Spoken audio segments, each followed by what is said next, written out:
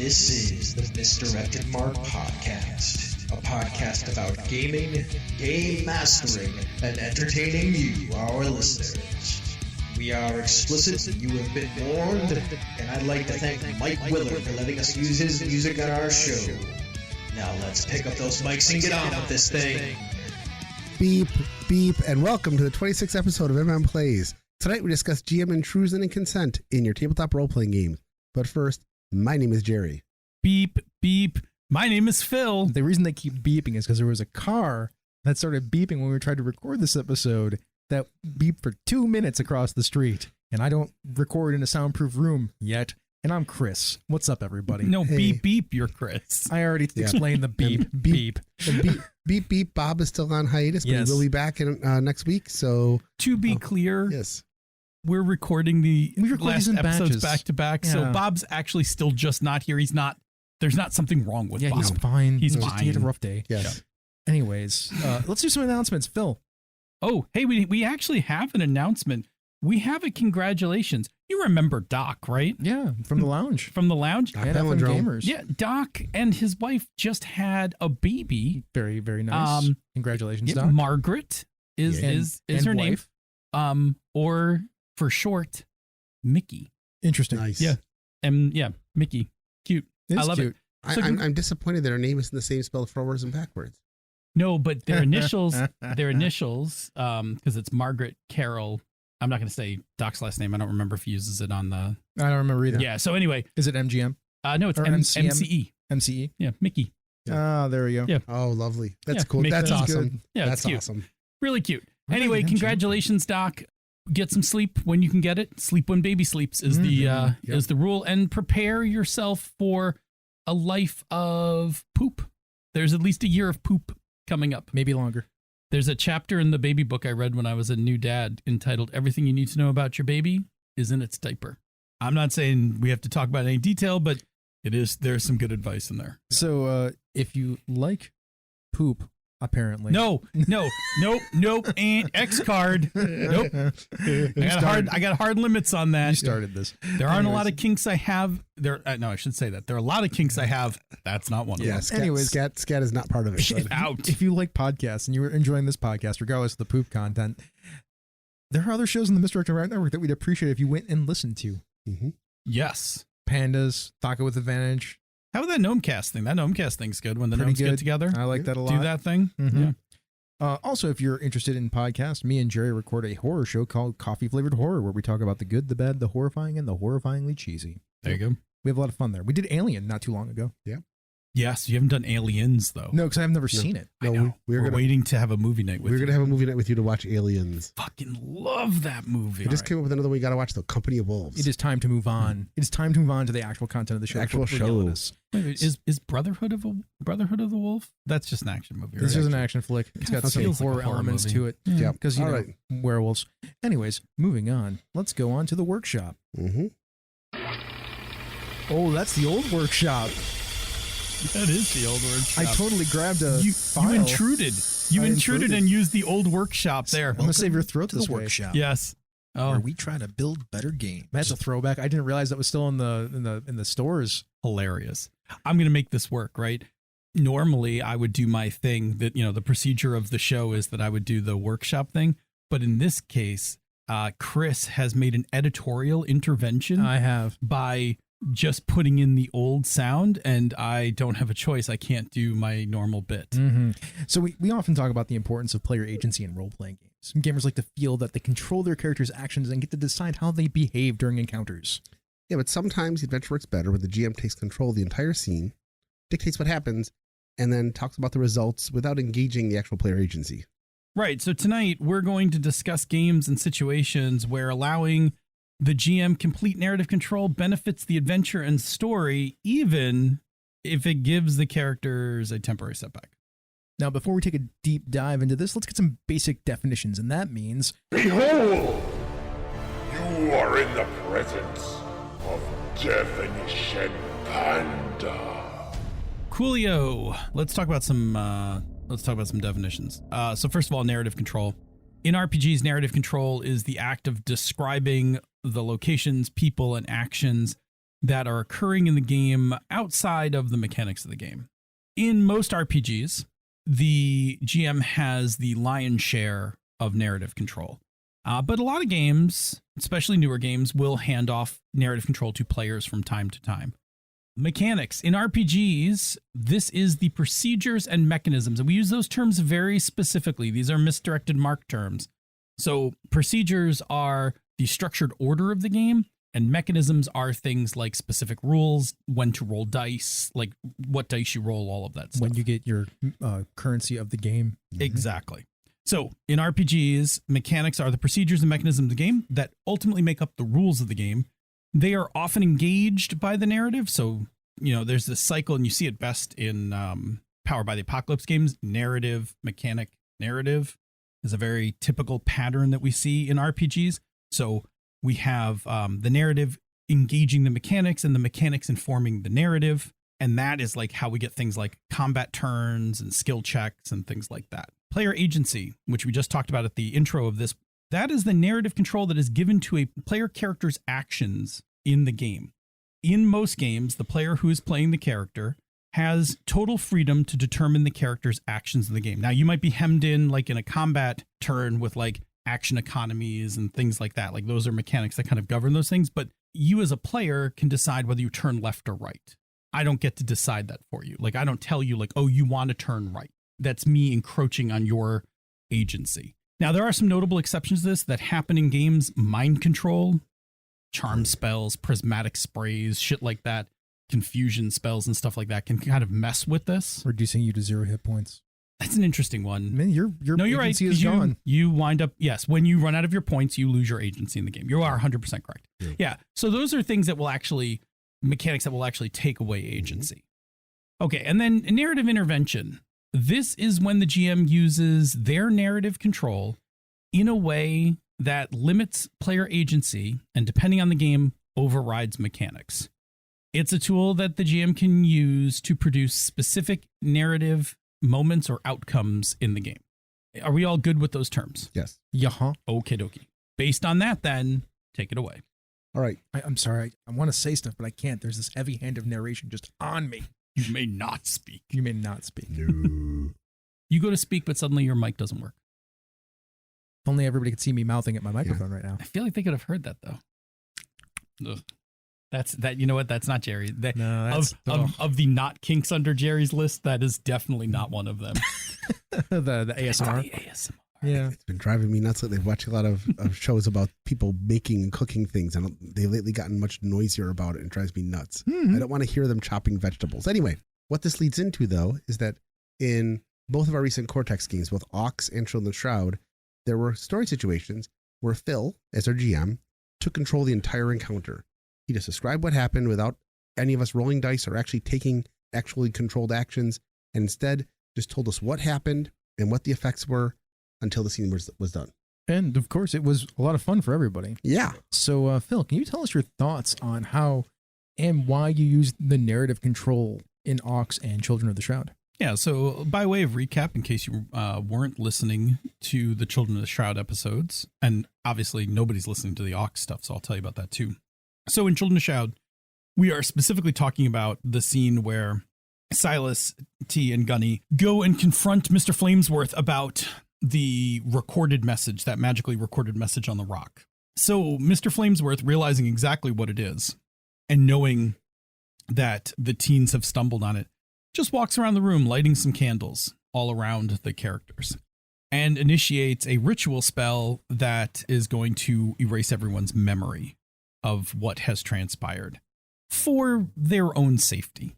I didn't allow any rolls, and by the time I narrated that the candles were lit, I had already was like, nope, that ritual is now fully in effect. Mm-hmm. And then I let you guys play out the scene a little, because I even told you what happened, right? He even said to you, like, I'm erasing your memories of this for your own good. That's only because I called him on it. Correct. You did, because he actually wouldn't have said it. Yep. Yeah, you called him on it, and he was like, fine, I'm doing this. Right. And then I just hard cut you guys to sitting around table having a snack, thinking, yeah, we talked to Mr. Flamesworth and everything seems okay. So I use this to override any potential mechanics, because there was a point when it started where I think it was T who went to like put out one of the candles. like to try to disrupt the spell. But I was like, nope, that's not happening. Yeah, it's already going on. Like, I'm not even letting a roll happen for that. And I just, again, the heavy hand of narration, I just cut the scene and opened a new one. In Ox, it was a little different. Same kind of outcome, though. So in Ox, you geniuses were investigating a transdimensional spatial fracture.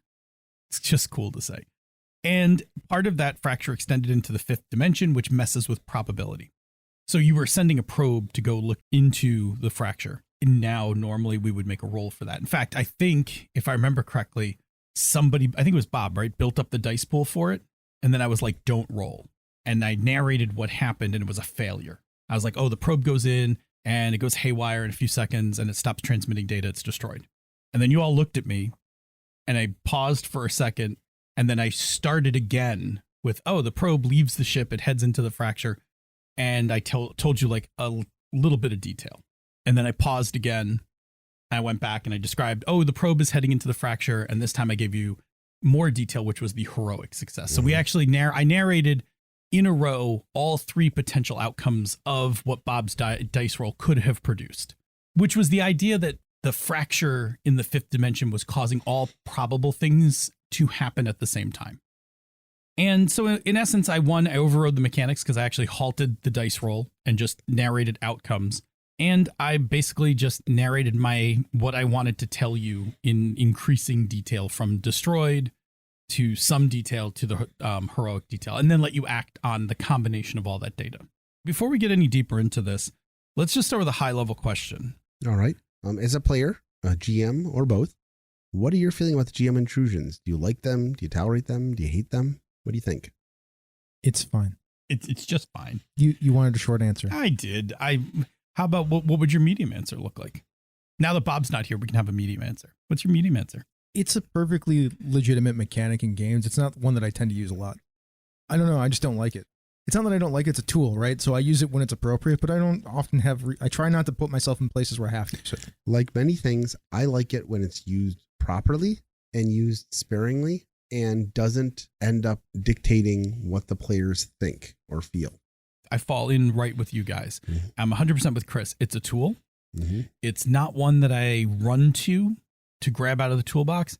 When I use it, I try to be very careful about using it. It's one of the reasons why I don't like Cypher System GM intrusions. It's not my favorite mechanic in the game. Yeah. No, I will say this, and we'll get into Cypher System intrusions in a little bit. I know why it's there. I know who really the part of the target audience for that game is.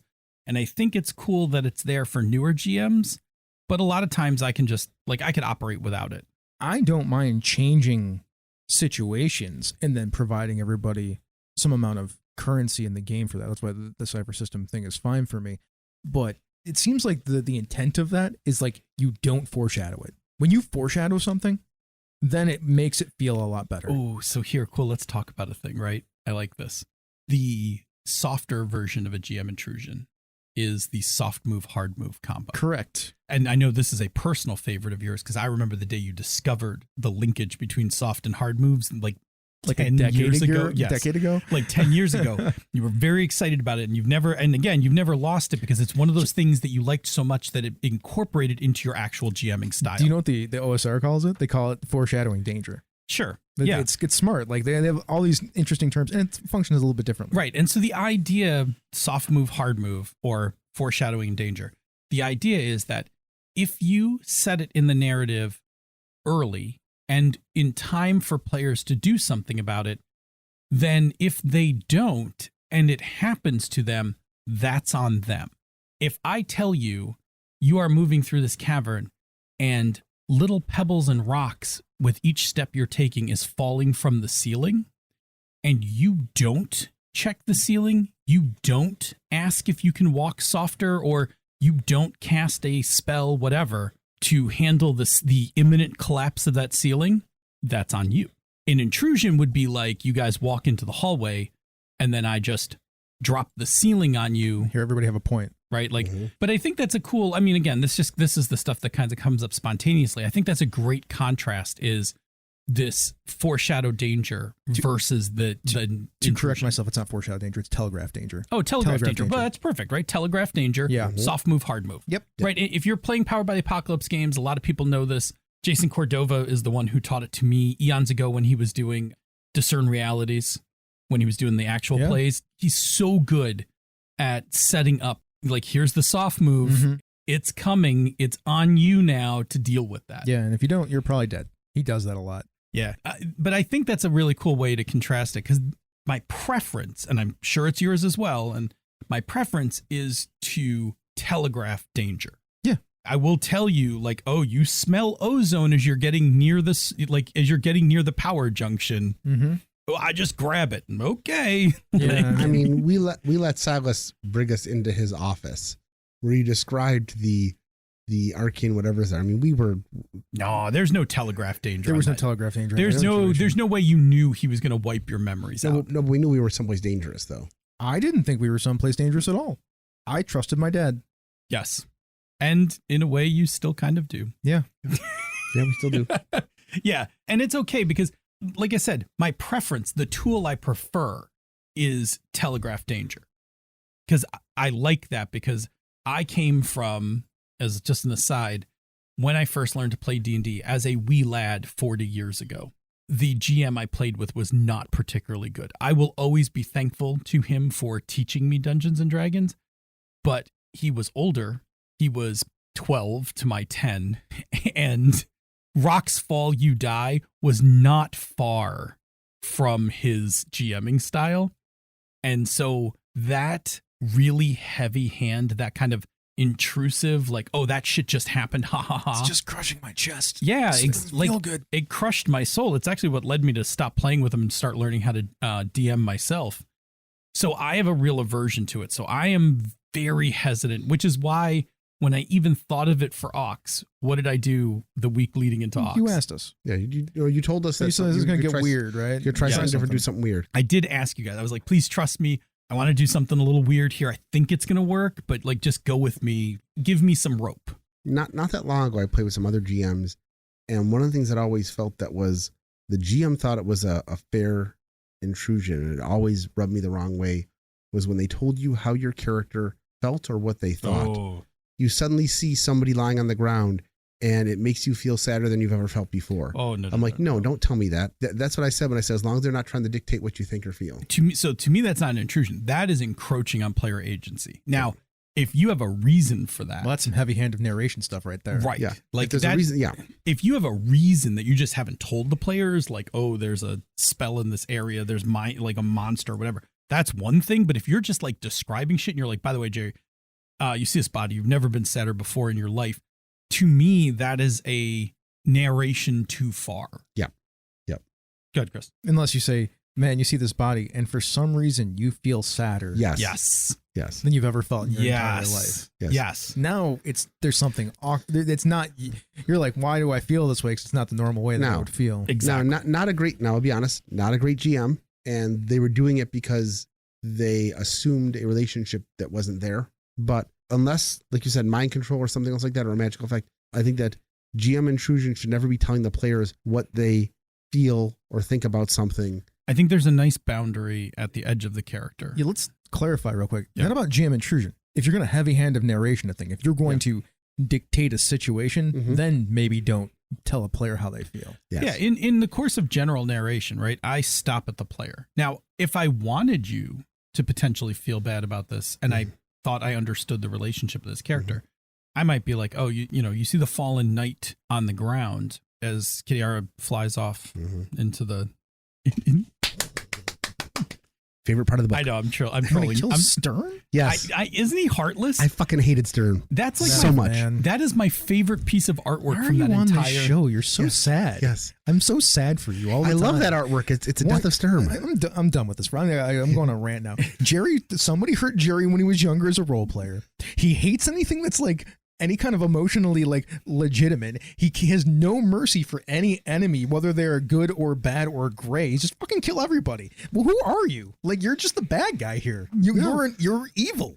You are definitely like lawful fucking neutral evil, man. By the way, You are neutral evil. I'm not This shit neutral evil. happens only when Bob's not here to keep us under control. I'm just gonna say I liked most of the books. By the time Sturm came, I'm like, this guy is the buzzkill for the entire thing. Fuck that, man. You know what the best part about that book is when Rastalin is like, oh, you're not actually a Knight of Salamia, yet you still believe all this shit, so it's all about how you feel and what you believe in. I was like, fuck, man, Sturm is awesome. He does this even though he doesn't have to. He follows a code because it's his code. He's like a wandering samurai. I'm 100% with Chris. So you're wrong. At age 15, I didn't get that out of that book. Well, that's not my fault because I did. It's sometimes hard to get some nuance out of there, but Yeah. also I shouldn't have just trolled Jerry on that piece Yeah, because that's okay. there was a point I was actually making. I know that. But I didn't get that when I was 15. I'm with Jesus Chris. Christ. Stop talking about stuff if you haven't read it in 30, 40 years. I mean, I liked Kitiara and I liked Rastalin. So Yeah, the bad guys. Yeah, you're evil. You're not helping your argument, man. You liked the bad guys. Like, to be clear, neither one of them is inherently good. I did not root for Kitiara. She got what she deserved. That's fine, I but rooted for Rastalin, but he was a sure, different but character. he's also bad guy. Oh, he's also a very bad guy. Though He might be worse bad guy. Carmen's anyway, we're not gonna get into the whole Carmen thing. Anyway, Why Carmen I'm gonna be Bob for a second. Let me put this back together. If I wanted to elicit a feeling from you, right, Yes. narration wise, what I would do is I would describe like, okay, you see this fallen knight, you recognize them. Like, let's just say there wasn't a mistake about who it was. The next thing I would do is, right, I would just ask you, tell me what you're feeling right now, looking down at your fallen comrade in front of, like, I would set you up with a couple leading questions to walk you into having that discussion. That was actually where I was going with that. Was that I think that the better answer to that is ask the players what they feel and why they feel it. Yeah, absolutely. Or just lead them into it like, this is a person that you fought with in the war that saved your life multiple times. How do you feel? There you go. Right. And if you really want to fuck with them because you have time, be like, hey, see this body on the ground. Tell me the battle that you two thought you were going to die in that you somehow survived together. And it was him that made it that you survived. Exactly. Right. Then now let's get back to how you feel. Like, because sometimes you have to do that. Right. Yes. And that's when you go from disinterest to blood-fueled rampage. It goes great. From an inexperienced side, right? So inexperienced GMs will use this intrusion because they haven't learned the other techniques for how to coax this stuff, right? There's a soft game to this and there's a hard game. Yes. And you, over the years, learn how to steer things and guide things to make those things happen in a game. When you are inexperienced or younger or whatever, you wind up just kind of, putting your thumb on the scale, like trying to make shit happen. That's where this can accidentally occur.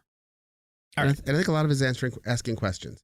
Asking questions to the players is always a good way to get an idea of where to go next. Absolutely, because it invokes agency. Yep. We're not even close to talking about GM intrusions. We're paddling the heavy hand of narration. I've been on tilt now about the Sturm thing. Can we paddle back to shore? Let's talk about trust and investment real quick. There we go. Let's do that.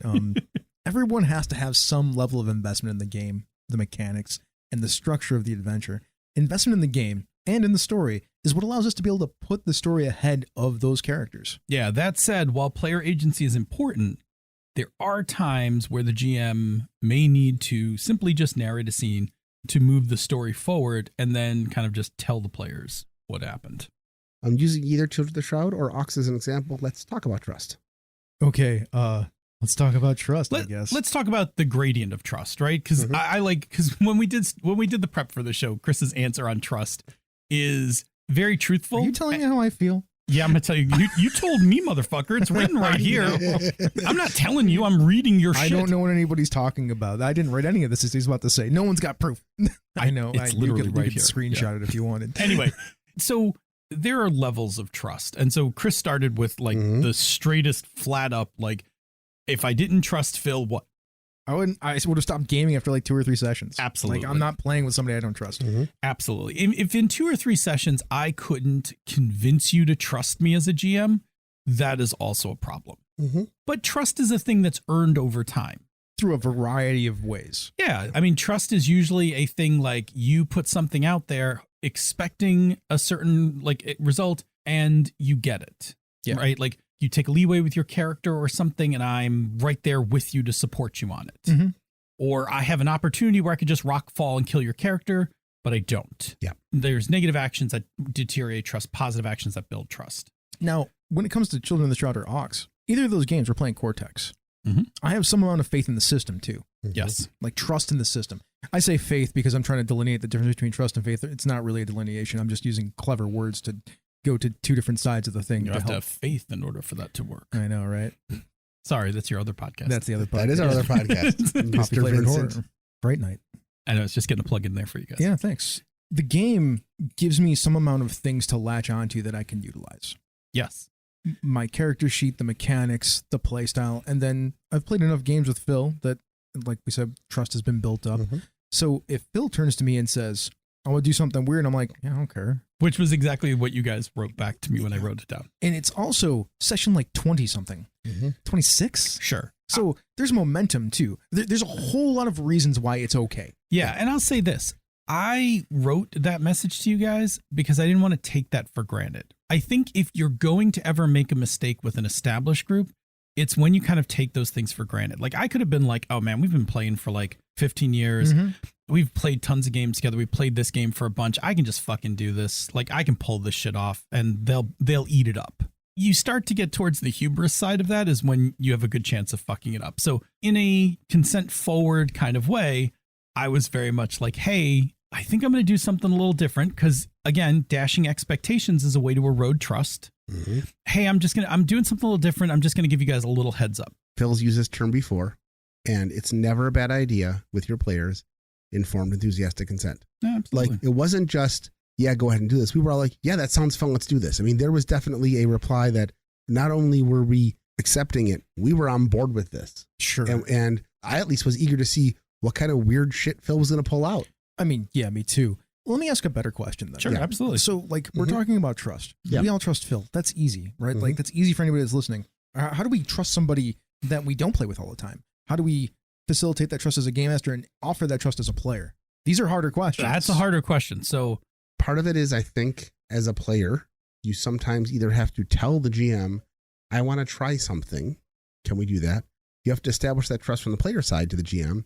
And as a GM, you've got to listen for the points when your players want to do something that is either out of the realm of normal or doesn't use mechanics or is a little risky as an idea. And then show them or talk to them about how you're going to make it work for them. I'll put two things out there.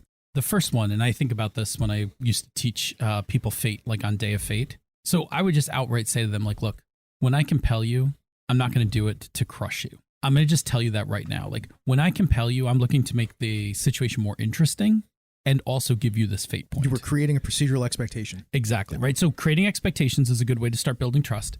And then I think this gets into, if I'm going to reframe your... Not just creating it, then you have to follow through on it. Oh, 100%. More than once. 100%, right? You have to set expectation and meet expectation. And you didn't just set an expectation. With that example, you actually set a procedural expectation. Yes. Because compels are a procedure in the game. Yes.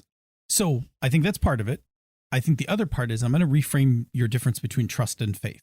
Trust is something you can do when you have empirical evidence, right? I've played 15 years worth of games. I trust Phil.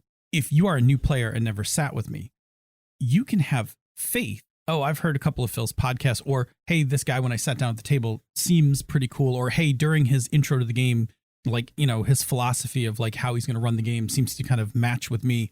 I will have faith. I will trust without proof, right? I will take a leap of faith that this person is going to do it. And I think that's how you build trust, is that from a GM side, you need to set some expectations and meet them. And from a player, you sometimes have to have a little faith. Like, okay, they, like everybody else in this group, like when Jerry joined the group or when Glenn joined a group, like everybody else seems to be okay with, you know, this person GMing. Let's see how it is. I'll take a leap of faith. And then if those things get met, the trust starts to build. I think that there are also ways to use the safety tools that we have to set that up. Excellent. The idea of, while we always talk about the X card and lines and veils, I think that pause and rewind are a big way. If you put them out on the table and explain them to people. They get part of script change, by the way. What is that? What do they call it? Script change. Script change tells the players immediately this is something that can be done. You can even seed your other players with it. So let them show how it works at some point. When something comes up, can we just pause that and rewind it for a second? Once other players see that in use and know that it's there, but just by putting it on the table as a GM and saying, listen, we're going to create a fun story here. things might get weird, but if anything comes up and you need to pause, rewind, script change, we can do that. And here it is. And then when they need to do it, be fair with it and show it. Be firm but fair. That's a big thing just to see because you have to have that there. One more thing, but go ahead. No, I was going to say your safety tool is set expectation. And then just like you said, deliver on expectation, right? If I tell you it's okay to pause and rewind something, then when you do it, it has to be okay that we paused and rewind something. Mm-hmm. Yes. Yeah, it's exactly what you're saying. And you're 100% correct. The safety tool is a phenomenal way to also help start building that framework. Go ahead and finish your thought. The second thing is when you're the GM, pay attention to the way the players, your new players, react and ask questions.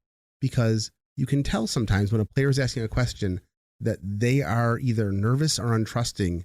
When you get a player who sits there and tries to ask 15 questions for a simple thing where they're trying to make sure they cover all the bases and they're not going to get screwed over, it's okay to say to them, listen, I think you're going for something. What is, you say this stuff all the time. Actually, both you and Chris do this all the time. Because I'm just trying to get to the heart of it so we can move on. So what is it you're trying to do? Yeah. What's your intent here? What's your intent here? What are you trying to do? Just tell me. Yeah, that can happen. We can do that. I had that with the group I was running before you got, where I had 4 or 5 players who would only kind of play with each other a little bit and only play with me a little bit. And they came in with a lot of GM baggage. Who hurt you? Yeah, that's my question. Show me on the GM screen. Yeah. Where they hurt you.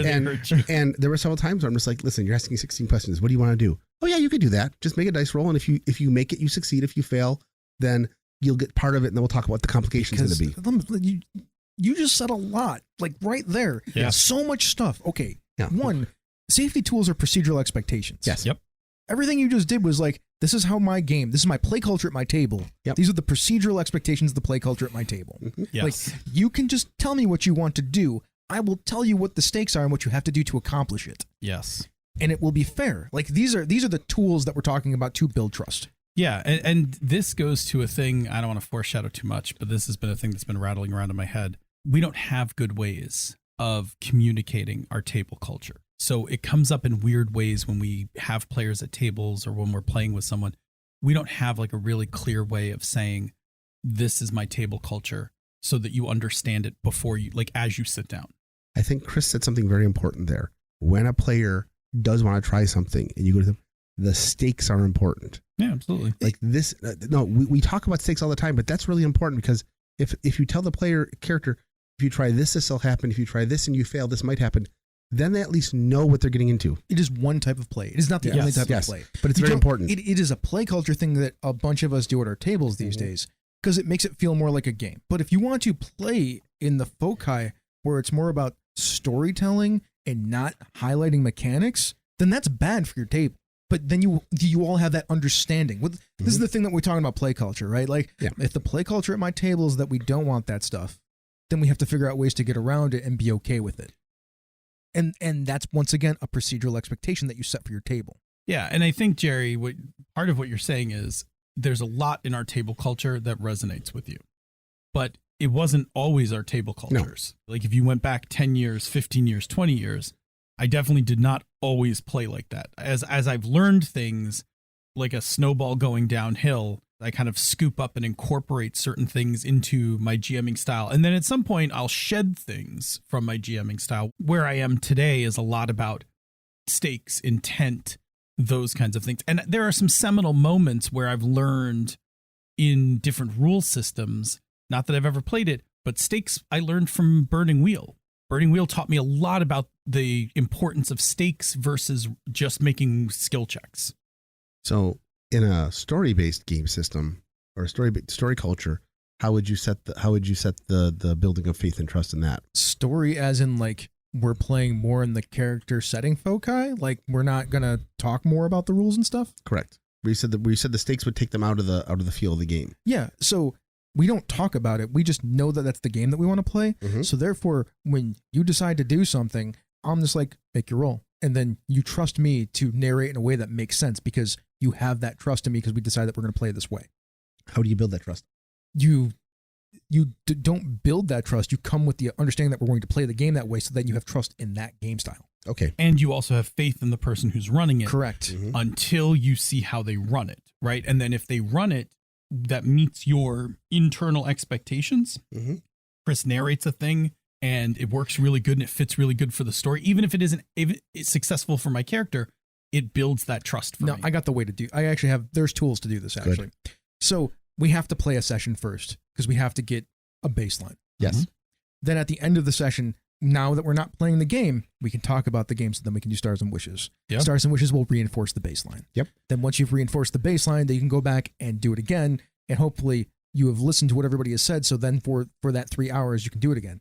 Also, if you want, during your breaks, you can have mini Stars and Wishes sessions so that when you are not playing in that foci, because as we all know, we can't all play in that foci all the time. Correct. So then you can just have those mini moments, be like, cool, what worked, what didn't work. Yeah. In between, anybody have anything? It's especially important to say what you liked as much as it is to say what you didn't like so that you can keep doing those things. They're your tools off the cuff. I mean, I just thought of that. No, I knew if I asked the question that you'd get us there. Yeah, it's 100% correct. And again, it goes back to that framework. Not my preferred way to play. No. Oh, no, that's fine. But I'm saying at a very high level, set an expectation, meet an expectation. Correct. Everything we just talked about is some variant of that thing. Using these different tools that we talked about. Exactly. So you can have all sorts of different play styles. When we play DCC, we play that game very differently than we play other games. And that's okay. There's a certain expectation, and then we meet that expectation. And when we play Ox, that's a very different game, right? So we play it a different way. And we built those expectations because when we first played it, we did a lot of what Chris said, where we were like, did this genius thing work? Like, what tweaks should we make to it? Did this thing work? And we fixed and tweaked and fixed and tweaked until we built a reliable expectation that consistently got met. So now we've told you a whole bunch of tools to help build trust. Yeah, you just got like a whole like mini trust episode. Well, that's because you need it for this next thing. You do need it. So let's talk about the next thing. Games that enable narrative intervention. So these are more tools to help you with this because these are then the game doing the heavy lifting for you. Yeah, it's great. Like some games actually just have this coded in, right? So But we're about to talk about them. So. Yeah, we're going to talk about games that have it built in. We'll then talk about like if you just want to do this in your game, like without the game helping you. So why don't we talk about Cypher? Cool. So the GM intrusion, that's what we're talking about in the Cypher system. This is introducing something unexpected to complicate the scene. So for example, say you're dealing with a bunch of flying bioorganic entities that catalog and protect an ancient data sphere location. That's about as Cypher as I can think. That's about as Cypher. That's about as Numenera as I could think, right? Yeah, that was fantastic. Excellent job. So then they try to kill you while the fight is going on, the GM decides that they want to change up the fight and they cause the floor to crack and fall out from under you. Now everybody's falling in a gravity well that is slowing you down as you go down, but you're going to hit the ground before it hits you. Sure, because it's just going to be fun to finish the next couple of combat rounds falling. Yeah, and then you still have to deal with the fact that you're going to hit the ground. Exactly. The GM gives everybody an experience point because they just intruded on the scene. Yep. They didn't set it up. They didn't do anything. They just made it happen. Yeah. In the public access games, there's a mystery presentation that's also a kind of a narrative intervention. The GM doesn't give you a choice. This is the next mystery that's coming out. You have to investigate this mystery or eventually it's going to kill you. Or do something terrible to you. Goya County. Yep. You have no say in it. No, it's just happening. And now you have to answer questions and start taking some actions to deal with it. And that's the first intervention. The flip side of that are the Odyssey tapes, which are the tapes that you get to kind of see parts of the mysteries that are coming along and how they intervene. That is not true. That has nothing to do with it. Oh, really? Odyssey tapes are just Odyssey tapes. They're just weird, wacky, wild things. You have to purposely pull them into the story. Yes. Okay. Yeah, that's. But they're the PC side of that. The narrator gives you the tape. Yeah, but the prompts on there are all about the PCs. Yep. Once narrating and then improvising around the prompts. Yep. Yeah, the Odyssey tapes are there to kind of help reinforce the weirdness of the genre. And internalize it as players because like you have to describe some weird ass shit. Yeah, but once the GM gives the players the tape, the players describe what's on the tape. They have some prompts, but they describe what's on the tape. I just sit there and watch as the game master. Do you get to pick which tape it is? Yeah, I do. Yes. Okay. Yeah. But also we don't get a choice. Like one, they're not ubiquitous. You can't just like pick through a stack of them and take the one you want. When you encounter one of these, they are usually a singular event, which means that Chris just gets to decide like, I want to hear them describe this one. Yeah, there's like 20 tapes. Yeah. Mm-hmm. But then I also don't get to decide what happens while you're describing it. Yeah, exactly. Right. It's really interesting. Yeah, it's a real interesting play. The mystery thing is also, I think, interesting because the mystery is very much an intrusion. You don't get to turn it down. Like, you can turn it down. I use quotes, but it doesn't go away. You're just not dealing with it, right? Like, and that has consequences in the game. So you have to deal with the mystery, and you have to deal with 3 mysteries. And my group has been really bad about dealing with all 3 mysteries. Yeah, there's one of them is going to get us. If you're a patron, listen to one of our upcoming bonus contents. We'll talk about it. Yes. Yeah. Anyways, can we talk about these 3 things now? Yeah. Now that we've described them. Sure. Mm-hmm. So the mechanic in the first example, and then the GM intrusion is, I'm going to narrate a thing at you that you have no choice about. Yep. And then I will give you currency for it. Yeah, I'm buying you off. Yeah. Or some bonus, some benefit. Yeah. And let's be clear, an experience point is both a reroll or a currency of character advancement. Correct. It's not a trivial. It's not a trivial gift. And considering that you are encouraged to intrude multiple times in a story, it's pretty nice, actually. Yeah, and it's intending that the experience point currency thing is pretty powerful because you only need 4 experience points to bump something up, if I remember correctly. Yeah. So spending one of those is a big deal. Yeah, and also the intrusion, similar to Fate, right? The GM has to do something to earn your cookie, right? Like just like a compel. Except that with the compel, 1, you can buy it off, and 2, you kind of have to work it into the narrative, right? Like, this thing's happening, I'm going to compel you. I have to compel you to do a thing. Where the intrusion is like, looks like everybody's low on experience points. I'm just going to fuck with the game for a second. Here, everybody take an experience point. They don't even have to be low. It's just, I just feel like fucking with the game. I feel like giving you guys some experience points. Yeah. I'm going to go fuck with the game for a minute. Also, the important thing that you said is it's a choice for the compel. Yes. There can't be a choice. Correct. Otherwise, it doesn't really count. Yeah. The compel is the thing you can say no to. Most Fate players will tell you not to because it is your way of getting Fate points. And if the GM's doing it correctly, right, setting expectations here, it should be fun. But it does come with a choice. Yeah. I'm gonna talk about the mystery presentation thing now too, because it does another thing. It indicates a whole other thing. Good. The idea of media res scenes or hard setting a scene. I'm going to hard set you in the scene and tell you what's happening. I'm not going to tell you how you got there. I'm just going to tell you that you're there doing this thing. That's how we open docs. That's how we open docs. That's how a lot of con games get open. I have hard set scenes in our Dungeon World game back in the day. Like, you're just in the middle of this situation now, and everybody's like, all right. Like, okay. Yeah, it makes sense. Now, that goes to trust. Correct. Right? Like, that goes to trust. Like, okay, well, Chris is just going to open the scene, like, really, like, this hard in media res. Yeah, we just play through it. It's cool.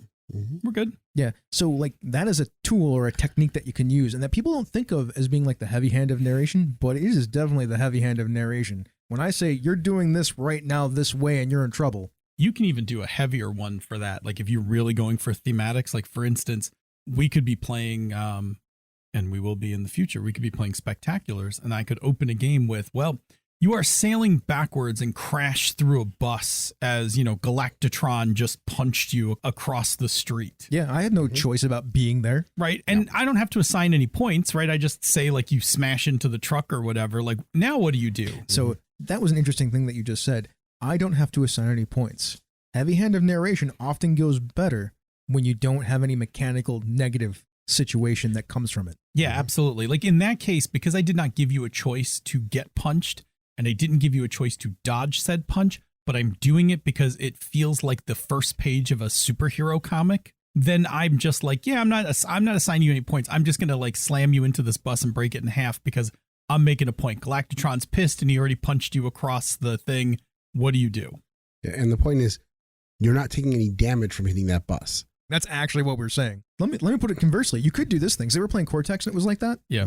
You punch me through the thing. You're like, here, take this D8 glass jaw because you just got it crushed and take 2 plot points. Yeah. Sure. That's buying you off. It's buying me off. It's how you can combine those two things. It's a dick move. Like, let's say we're playing D&D and we open in media res and I'm like, cool, the ogre smashes you with his club, does 10 points of damage and rolls you across the room. You'd be like, what the fuck, Phil? Why would you just knock me for 10 points of damage in a game where, attrition of hit points is, a big deal. Is a big deal. That's like a dick move. But if I wanted to just emphasize that, like, you guys are getting tossed around by this ogre, do it without assigning hit points. Yeah. right? It feels like a cool opening. Or Yeah. assign everybody hit point damage and give everybody a point of inspiration. There's a bunch of tools that you can utilize. I think the important part here is don't completely screw them over. Yes. Yes. Also, it helps if you buy them off Yep. and then do your thing like for effect. That is the procedure. Yes. Yeah, Like those are the tools that you can use to make Yes. this happen. Yep. Yeah. The Odyssey tape thing, it's just interesting. I do. I like that. I think Cordova is the most underrated designer out there right now. I don't think he gets nearly the respect as how sharp of a designer he is. And I think that it's a really neat way when you are talking about this kind of weird setting of how to build up in the players how weird the setting is. It's one thing for me to say to you like, oh, hey, there was this public access station. It was really weird back in the 90s. And now you're like doing like mysteries to discover what it is, right? I just told you that, right? Like, and you just now have to believe it. But by having the tape and turning it to you, like he could have, right? The lesser design of that is to just make a text box and Jason wrote it, you read it to the players like, oh, here's the tape and this is the things that happen on the tape. It's really weird, right, guys? But by turning it back to the players and being like, hey, as a group exercise, you're going to make up this really weird fucking tape. It makes it weird for the players. For those who haven't played the game real quick, what he's talking about is there's a bunch of these that'll be a description of a scene, of a starting scene, and then there'll be 3 prompts that'll talk about something that begins to happen. The camera pans to the basement, the person starts talking nervously. What happens in the basement and what makes everybody nervous about what they see in the shadows, or what strange thing happened, and let the players tell that strange thing. Go ahead, Chris. So there are 2 ways to do this. And now I modeled mine after the way that Cordova did it because I watched him play the game. The way that Jim likes games, because he plays in our public access game, most people just read the prompt and then answer the question that's associated with it, which I'm like, that's fine, but that's not what I saw. And it works way better the other way. Yeah. What? Oh, just like describe it in character or? No, yeah. Describe like, here's your prompt. You can just mess with this, Yeah. right? Yeah. Because the way that those are written, it's usually a prompt that you read with a question that you answer. Yeah, Now, I just tell people to do what they want because I saw Cordova do it. sure. It's not actually written in the text anywhere to do that. So, I mean, I'm just want to throw that out Well, there. and yeah, The idea, though, here is the game master is giving up their narration rights for a thing to the player characters that have nothing to do with their characters. and honestly, Yet they do. right. There's a mechanism in the game for to get tying it experience back. points. Right. So you actually like once it gets created, it's kind of fun to actually pull them into the game, Yeah. and your reward for doing so, for completing that loop, Is an experience point. is an experience point. It's smart. Like I said, I think Cordova is one of the most unappreciated game designers. My point, though, is like, maybe it's okay to give your players some narration rights about things. Yeah. Paint the scene questions Sure. matter a lot because they invest characters into the story. So the paint the scene questions are questions that let the players describe parts of the setting. Usually they're specified and surrounding something like, how did you know that this family spent their last day here out in the sun having fun 10 years ago as this place is dilapidated? Yes. They're specific, but they're narration that you don't get to do. Mhm. You're giving up some of your, as the game master, narrative control. Yeah, and actually, because of continuity, you once the players declare it, you also have to keep it in there. Yeah. Yeah. When I was running my Savage Worlds game that we were literally building from the ground up from table sourcing, every week I gave everybody extra piece of currency and I would have question of the week. Something simple like, okay, we've talked about who's in your neighborhood. Each of you tell me one more business in your neighborhood. Or you all spent the last 2 weeks with some downtime. Everybody tell me some place you went and who you talked to there. That let them create characters, create recurring things that were going on in the game. And once they talked about what they did, that was now part of the game. We even did one where tell me about the specifics of one of the religions in the world. Sure. Like, what do they do? And once they did that, so even if it didn't exist, they could suddenly create, oh, here's a god. This is what they're about. And this is what their followers do. And I'll be honest, it also took some of the heavy lifting off Jerry. Yeah. But on the flip side of it, it gave them something that they could all interact with. And I let them interact with it each together. Point is, this stuff's scalable. Yeah. It's I was- fractal is what you like to usually use. Is the fractal's the word I like to? Well, fractal, right, being the same at multiple levels. But what Jerry's talking about, in addition, right, is building player investment. Correct. Right. Yes. And we talked about at the top of this, because I'm going to actually return us right back onto the tracks for this episode. We not only talked about trust, we talked about investment, right? Mhm. When you are invested in the game, helps you both with trust and faith. Because I'm really committed to this game. I will have faith. I will take a leap about whatever's coming up. And Mhm. so the tapes build investment. They do. If Yes. you read them Paint to the, us, paint the scene questions, build investment. correct. Yes. If you answered the prompts, They're not as cool. it would be cool. You would make up some weird shit. I'm I, sure I would. I said not as. right. But no. I guess here's what I'm saying. I think that anybody can make interesting answers to the prompts. Sure. The difference is when we do it, it's an active thing. So it's an active thing for the players, and it builds an I engagement. suppose that's what I meant by not as cool. It's not as There you go. cool for the game. Yeah, for the game. Yeah. Correct. There's another quick investment thing that has to do with public access, which is public access is a type of horror game. Mhm. And one of the toughest things in horror is creating things that the players and their characters find scary. What you find scary is when they create them themselves, they're doing a much better job of picking out creepy things. And I don't know about Chris, but I find Yeah. I look at what Schmitty and Jim have come up with. I'm like, well, that's creepier than what I was going to go with, but I buy into it. Yeah, we have strayed away from the heavy hand of narration, which Yeah. paint the scene as a narration thing. Yep. The things that you were talking about with the people building stuff outside of the game, that's setting building outside of the game. Yeah. That's not actually narration within the game. That's true. I'm going to just to cap off this piece, and we'll move on to the next one. Actually, we're going to move on to the closing because we've talked about everything. That's fine. To cap off this piece, one of the best pieces of advice from horror gaming I've ever gotten was from Ken Hite, who basically said what you just said, which is you can't make people be scared, Yeah. right? Honestly, Like yeah. they have to want to be scared. Mhm. And what I think is really, again, smart about public access is that move where it's, what do you think is going to happen if you fail this roll? It makes me tell you what's going to scare me, as opposed to if Chris just said, oh, you failed the roll, this thing happens. I might be scared by it. I might not be. Also, to be fair, that's not a narration thing either. That's just a player question. That's a That's mechanical. right. investment That's thing. that's in the mechanics of the game. Yeah. But it's really smart in the idea of, let me now tell you the thing that would creep me out the most in the Mhm. scene. And if we fail the roll, that's what happens. Which is a way to mechanize what Jerry was talking about exactly. earlier. Don't tell me how my character feels. Let me tell you how my character Yeah, feels. exactly. It's smart. The game is really smart. I do gush about it. I've tried not to gush about it. No, it's All fine. right. You should gush about it. Well, it's a smart fucking game. Well, let's wrap this up and Yeah. we'll talk All right. about another thing. So go ahead. Look, man, at the end of the day, like this GM narrative control thing, I don't know that you need to use it sparingly. You need to use it carefully. Yes. Yes. You could use it a lot. Just be careful with it. And again, we talked about it earlier, so I'll sum it up. There are two signs that you have misused it.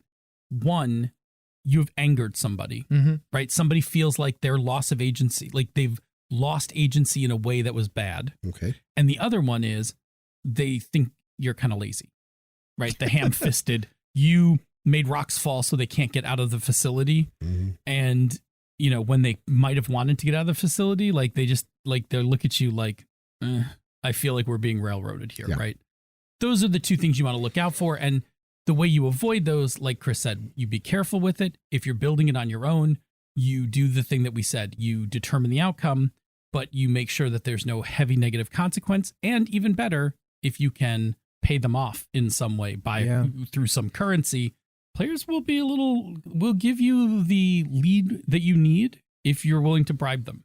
So bribe them. And feel free to give that heavy hand of narration to the players sometimes in controlled ways. Yes. Yeah, you give them a smaller box to Yeah. go run around in. Thank you for listening to Misdirected Mark Plays. Now let's do some Patreon shoutouts before we get out of here. Let's start with the Royal Court. Ty Prunty, known as Lord Timemonger, Lars Henrik Evjan, the Lord Out of Time, Jim, the Royal Merchant Emeritus, Chromatic Chameleon, the Queen's Spy Mistress, J.T. Evans, the Queen's Librarian, Schmitty, the Keeper of the Labyrinth, Andrew Dacey, the Warden of Whiskies, Andy Olson, the Duke of Dice, John Carney, the Court Necromancer, Craig, the Lord of One Name, Tiberius Starcrash Smith, the Baron of Britannia, Eric Bonts, the Weregator, and Kevin Lovecraft, the Royal Beard. Other patrons include Chris Constantine, Miko Froelich, Eric Simon, Not That Billy Mitchell, Fiona, Huxley, Kathleen Halperin, Christopher Gamelk, Michael Becca Sperm, Joseph Knoll, Carlos, Hepdilemma, Michael Draper, Cubano, Alice Kira, Jim Fitzpatrick, Brantley Harris, Steve Radabaugh, Rory McLeod, Ninjabi, Joseph Peralta, Brian Kurtz, my Brett, not my Brett, but somebody's Brett, Chris Steele, Jared Rasher, Eileen Barnes, and Brandon Barnes. Thank you so much for being our patrons. If you'd like more content like this, you can check it out at misdirectedmark.com.